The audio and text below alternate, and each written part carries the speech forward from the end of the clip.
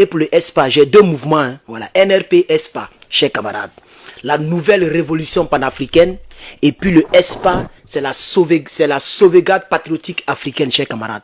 Le combat, il va se poursuivre. Chers camarades, voici le porte-parole du gouvernement de Draman, le porte-parole Dramanistan, qui a dit quelque chose concernant affaire de Mbempe. Mbempe, pour ceux qui ne le savent pas, c'est un nouveau stade qu'ils disent qu'ils ont construit.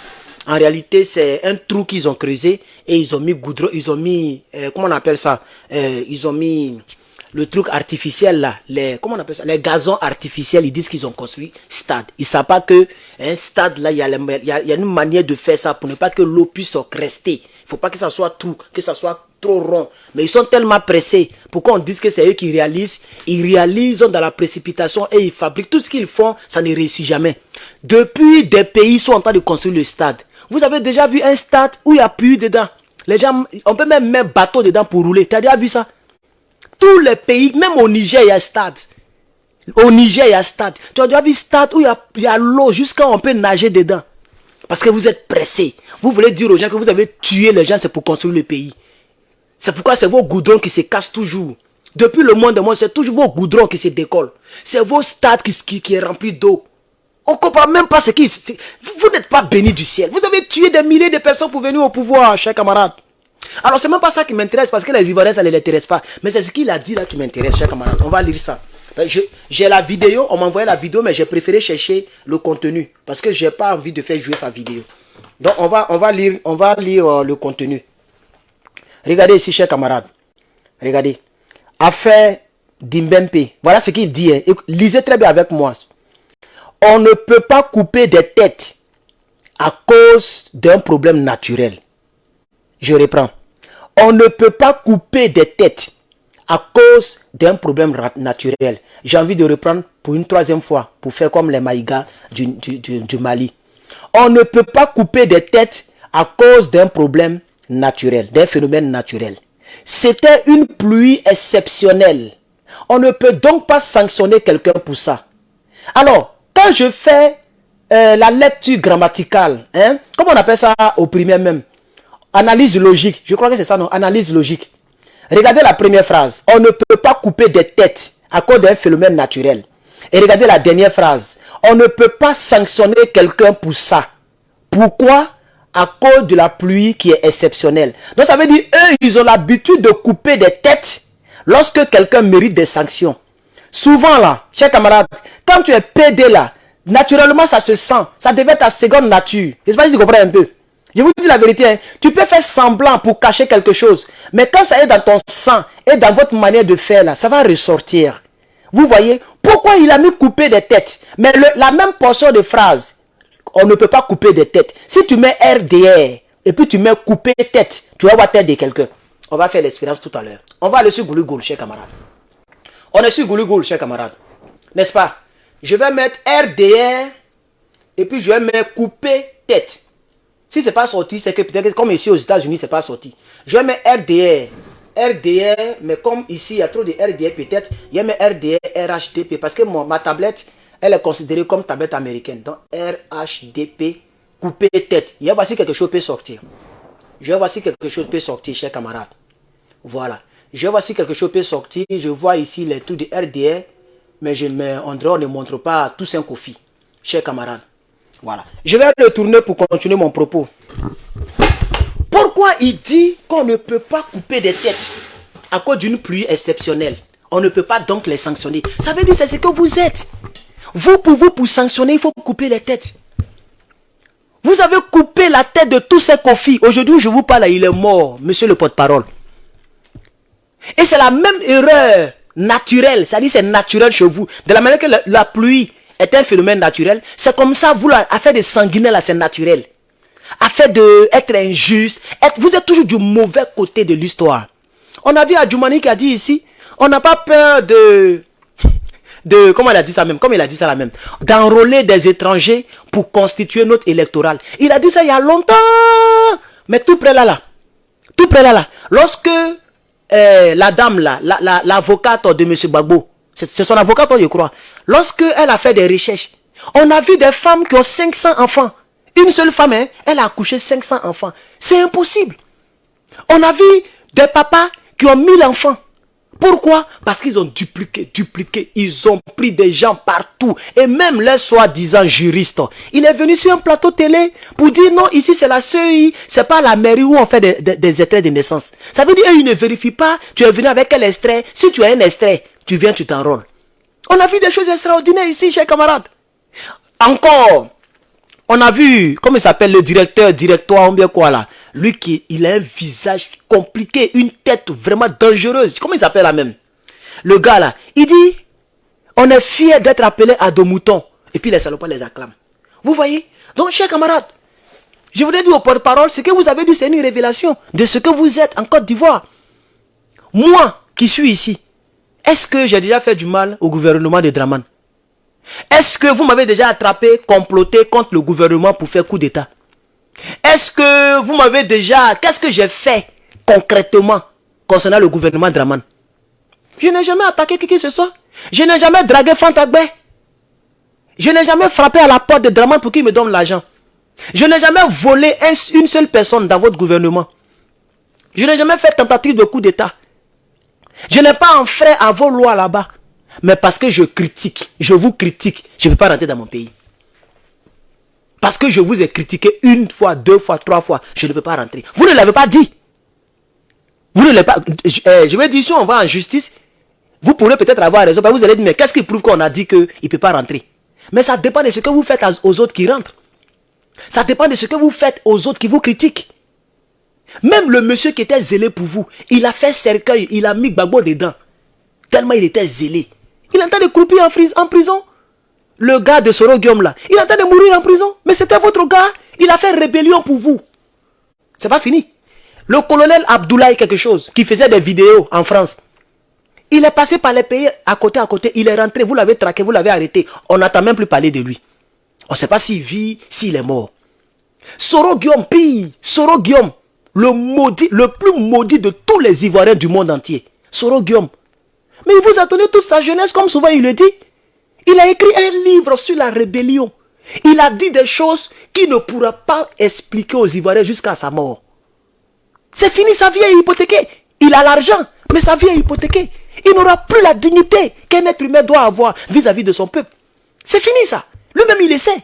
Il sait très bien qu'il ne peut jamais devenir président. Mais il sait aussi que sans la politique, il n'a plus d'avenir quelque part. C'est pourquoi il force. Sinon il ne peut jamais devenir président en Côte d'Ivoire.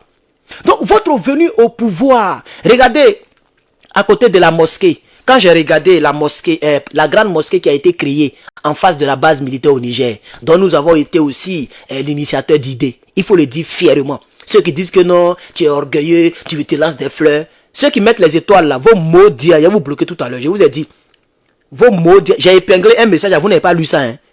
Tu ne veux pas me donner étoile, il ne faut pas mettre les fausses étoiles parce que je vais vous bloquer. Je sais que vous le faites exprès pour me provoquer, pour me dérouter, mais ce n'est pas grave. Quand je bloque, c'est à vie. Je ne débloque plus, moi, je ne débloque plus. Quand il était bloqué, c'est la mort qui a nous séparés. Voilà, même si tu vas créer un autre compte, tu ne pourras pas me suivre. Je pense que quand je parle, ça doit rentrer dans les oreilles. Voilà, donc bref. Donc c'est ça, je voulais dire à ce gouvernement-là. Moi, je ne fais plus de vidéos contre vous. Parce que ceux-mêmes qui sont concernés directement là, ça ne les intéresse pas. C'est les buzz qui les intéressent. Parce qu'ils arrivent à manger les porcs au fou. Ils arrivent à griller les petites filles. Et ils pensent que c'est ça la vie. C'est pas ça la vie. Ce qui se déroule au Burkina, ce qui se déroule au Niger, ce qui se déroule au Mali, c'est ça la vie. C'est-à-dire la dignité. Le professeur Diop Mamadou, le ministre des Affaires étrangères, il a dit. Il dit même si, et là il parle contre qui? Il parle contre Dramane, il parle contre la France. Il dit même si nos gens, c'est-à-dire les gens qui quittent ici pour aller à Bengué, les gens qui quittent au Mali pour aller en France pour se chercher, pour prendre l'argent pour venir soutenir les parents là, les parents de Diop là. Il dit même si nos gens sont plus nombreux que vos gens qui viennent ici, mais c'est une affaire d'honneur, de dignité. Parce qu'il faut que lorsque un blanc, lorsqu'un Toubabou croise un Malien en France, il faut qu'il lui accorde le respect. Est-ce que vous comprenez un peu? C'est-à-dire un Malien qui est français, naturalisé français, mais il est malien d'origine. Si demain un Toubabou le croise dans son bureau, dans d'autres choses, d'ici 20 ans, 30 ans, il aura un respect. Parce qu'ils savent qui est le Mali. Ils savent que le Mali a fait un bras de fer contre la France. Et que le Mali n'a pas peur de la France. Et que le Mali les a chassés. Et que le Mali aujourd'hui est indépendant. Donc c'est une histoire de fierté. C'est une histoire de fierté. Donc bref, pour ne pas me dérouter, je vais parler au chef du gouvernement. Vous avez déjà fini la vidéo, vous avez fait la conférence de presse. Vous ne pouvez plus changer. Les images ont été relayées, les vidéos ont été relayées, le mot est quitté. Le mot a été lâché. On ne peut pas couper des têtes à cause d'un phénomène naturel. Et il a poursuivi tellement il était zélé. On ne peut pas donc sanctionner quelqu'un à cause d'une pluie. Ça veut dire quoi? Si on veut renverser la phrase, ça veut dire eux, lorsqu'ils sanctionnent quelqu'un, leur manière de sanctionner les gens, c'est de couper les têtes. Ils ont tué Bohum Boabré. Pas qu'ils l'ont tué avec Kalash. Mais comme Bohum Boabré n'était pas dans leur camp, et que Bohum Boabré était dans le camp du peuple de Côte d'Ivoire, et qu'il était malade, ils ont gelé son compte jusqu'à il est mort en Israël. Ils ont tué Awa Aouré. Aujourd'hui, tout le monde l'a oublié. La pauvre journaliste. Parce qu'en pleine guerre, elle a choisi de ne pas aller chez les rebelles. Pendant que d'autres journalistes sont partis faire journal télévisé, elle faisait journal télévisé du peuple de Côte d'Ivoire. Parce que c'est ça. Tant que Gbagbo est président, on doit servir la République. Donc elle a dit non, je ne vais pas à l'hôtel du Golfe. Je vais rester à la RTI pour servir mon peuple. Mais quand les gens sont venus au pouvoir, elle s'appelle Awa. Elle est Djoula comme eux. Ils l'ont laissé mourir. Maladie l'a rongé jusqu'à... Draman, il a plus de 3000 milliards. Il peut enlever 20 millions pour donner à la famille, allez soigner ma soeur. Parce que c'est à cause de tout cela on a fait la guerre. Les Gbagbo ne nous aimaient pas. Donc même si votre fille, elle ne m'a pas soutenu dans la rébellion, mais comme c'est à cause de ça on a fait la guerre, voilà 20 millions, voilà 30 millions, voilà 100 millions, allez-y, envoyez-la en Europe, soignez-la. La dame là est morte tout récemment, elle est morte. Personne ne parle d'elle maintenant. Elle est morte, c'est fini. Ça fait même pas 3 mois. Il a déjà oublié. Mais ils disent qu'ils ont fait la guerre à cause des Djoula. Mais il a déjà oublié. Il y a d'autres même qui sont étonnés. Pourquoi ici dévoué pour un pays djoulatisé? Mon pays d'adoption. C'est comme ça que j'appelle ce pays. Le Niger. D'autres même ne comprennent pas. Mais vous n'avez pas compris depuis le départ. Ce n'était pas contre les Djoula que j'étais. J'étais contre les rebelles. Maintenant, s'ils savaient que les rebelles sont tous des Djoula, ce n'est pas de ma faute. Est-ce que vous comprenez maintenant? Parce que Marcel Tano, je l'ai clashé hier, il a fait tout un direct sur lui. Je l'ai même appelé rebelle, mais il n'est pas Djoula. Et il y a plein de personnes comme les Anne ou Loto. Ce ne sont pas des Djoula, mais ils sont avec vous. Mais quand je parle de la rébellion et que je cite les noms Djoula, on me dit que je suis clanique. Vous comprenez maintenant, chers camarades? Je n'étais pas clanique. Je suis qui pour être clanique? Pour être clanique, il faut avoir quand même une politique. Chers camarades, c'était juste que j'étais en train de combattre la rébellion. Et j'espère qu'il n'y aura pas une autre rébellion en Côte d'Ivoire. Parce que toutes les personnes, et cette malédiction, je l'ai toujours calée, qui ont dit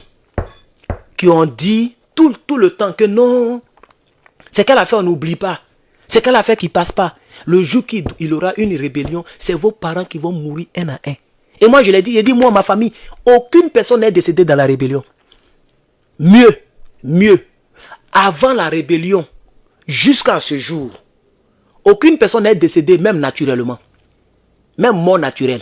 Ça, c'est le don que Dieu nous a donné. En tout cas, ceux que je considère comme ma famille, en tout cas. Peut-être qu'il ne connaît pas d'autres personnes qui sont décédées. Mais ceux que moi, je considère comme ma famille, là. Aucune personne n'est morte.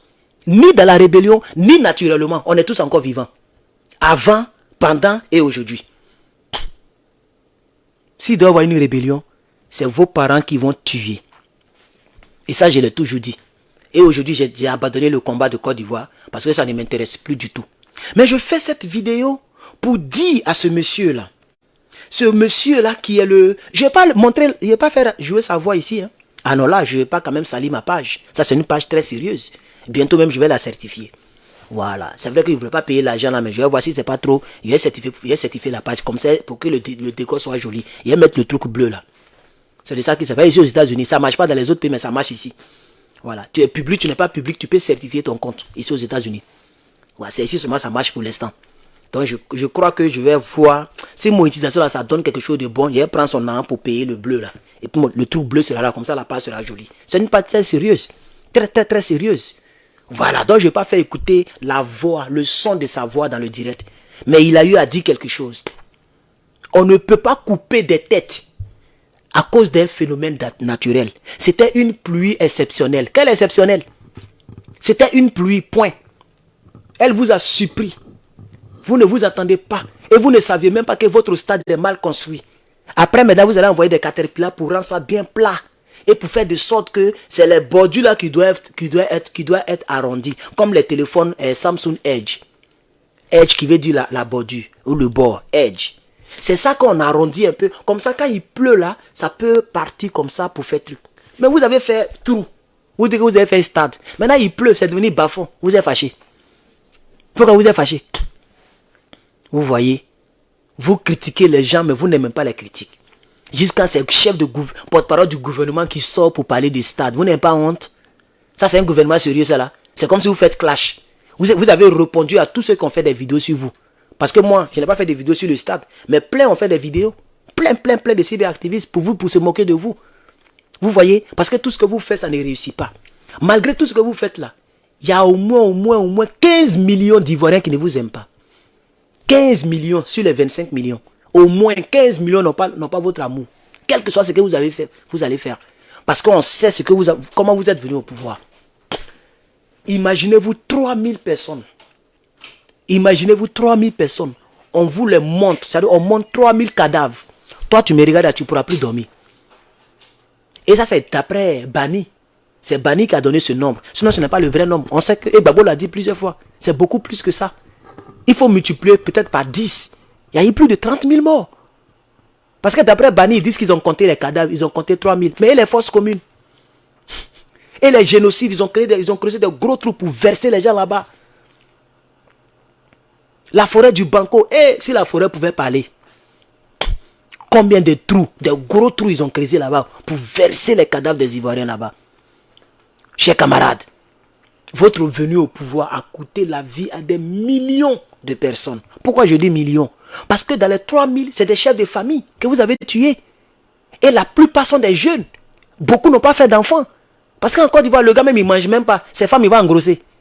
En Côte d'Ivoire, les gars font avorter leur go. Les gars, ils font avorter leur go. Parce qu'il n'a pas l'argent pour s'occuper de l'enfant. Donc quand il fait, et puis l'enfant, la grossesse vient là, il s'en a donné pilule, il dit il faut boire. Donc tous les jeunes que vous avez tués là, c'est des millions de personnes, des générations que vous avez tuées sans le savoir. Il y a d'autres qui avaient leurs projets. D'autres étaient l'espoir de leur famille. Pour qu'aujourd'hui vous soyez au pouvoir. Pour que vous ayez l'argent. L'argent on va laisser pour partir là. Vanité des vanités. Je pense que votre frère Seydou a chanté chanson dessus. Tout est vanité. Même toi-même porte-parole, tu viens parler là. Quand tu finis là, souvent là tu as mal au ventre. Souvent tu as mal de tête. Souvent même toi-même tu as peur qu'un jour tu vas mourir. Parce que toi-même là un jour tu vas mourir. Drama Ouattara un jour va mourir. Nous tous, même moi-même un jour je vais mourir. Pourquoi vous avez tué des gens? Et jusqu'à présent il y a des militaires politiques qui sont en prison. Gbagbo qui était le chef d'État il est dehors hein, mais il y a des militaires qui sont encore en prison. Depuis 2011, on est en 2023. Parce que vous êtes vraiment des coupeurs de tête. Chers camarades, voilà tout ce que je voulais dire. Hier, voici, ça fait... Voilà, 20 minutes, c'est trop même. J'ai même duré même avec lui. Voilà tout ce que je voulais dire, chers camarades. Sinon moi, affaire de Côte d'Ivoire, je ne suis plus dedans. Mais tant qu'ils sont au pouvoir, délibérément, j'ai décidé de ne pas rentrer en Côte d'Ivoire. Voilà, les gens peuvent interpréter comme ils veulent. Mais j'ai décidé de ne pas mettre mes pieds dans un pays où il y a armée française. Donc ça dépasse affaire de Côte d'Ivoire même. Moi, je suis prêt à rester jusqu'à rien mourir. Ça ne m'enlève rien même. Parce que demain, quand il y a un grossier femme là, quand il y a fait mon enfant là, il est d'office américain. Il va demander visa pour aller dans n'importe quel pays africain. C'est tout. Donc moi, il n'y a pas de problème. Je n'ai pas d'enfant. Donc il n'y a pas de problème, chers camarades. Un pays qui abrite l'armée française, je ne mets pas mes pieds là-bas. Ça, c'est ma décision que j'ai prise. Donc pour le moment, j'ai quand même, on dirait 3 pays ou 2 pays où je peux partir. Et puis c'est suffisant. Voilà. Donc chers camarades, merci beaucoup à toutes les personnes qui ont donc regardé ce direct. Et j'ai un sentiment de pitié pour la Côte d'Ivoire. Voilà le sentiment que j'ai. Quand j'entends le nom, regardez aujourd'hui, voilà Dieu, si je mens, que Dieu ne me donne pas tout ce que je cherche dans ma vie. À cause de ma tenue vestimentaire là, il y a les librairies dans les universités, même dans les collèges, il y a les librairies. Donc la dame qui était de garde, ou bien de truc à la librairie, elle m'a appelé. Elle dit, waouh, tu es bien habillé. Elle dit oui. Donc à cause de mon accent, elle sait qu'il ne vient pas des États-Unis. Elle dit, where are you from? Il dit, Ivory Coast. Elle dit, c'est quoi ça? Il dit, Côte d'Ivoire. Elle dit, il faut écrire sur papier, je ne connais pas. J'ai écrit, je lui ai donné. Elle dit, ah, je vais, toujours je te remarque, tu viens étudier ici. Prochainement, on va bien parler de ton pays. Merci beaucoup. En tout cas, tu as un bon style. Mais quand on va venir là, il y a parlé à contre-cœur. Parce que moi-même, je ne suis pas fier de ce pays. Elle peut découvrir que l'armée française est là-bas. C'est une américaine. Elle aura quel respect pour moi. Si elle va faire ses recherches. Elle ne connaît pas le pays. Elle a envie de connaître le pays d'où je viens parce qu'elle m'apprécie. Quand elle va taper Côte d'Ivoire là, quand elle va voir ce qui va sortir, elle n'aura plus de respect pour moi. Voilà un gars qui est encore colon, qui est encore colonisé. Il consomme franc colonial. Son pays là, il y a armée française là-bas. Leur président, c'est un tueur. Quand elle va découvrir tout cela, demain quand elle me voit, ça ne sera pas la même chose. Parce que mon pays n'est pas digne. Ce n'est pas un pays qu'on doit promouvoir à cause de ce qu'il y a dedans dans ce pays. L'armée française, le franc CFA, le président francophile. Chers camarades, moi je vais vous laisser. À bientôt, chers camarades.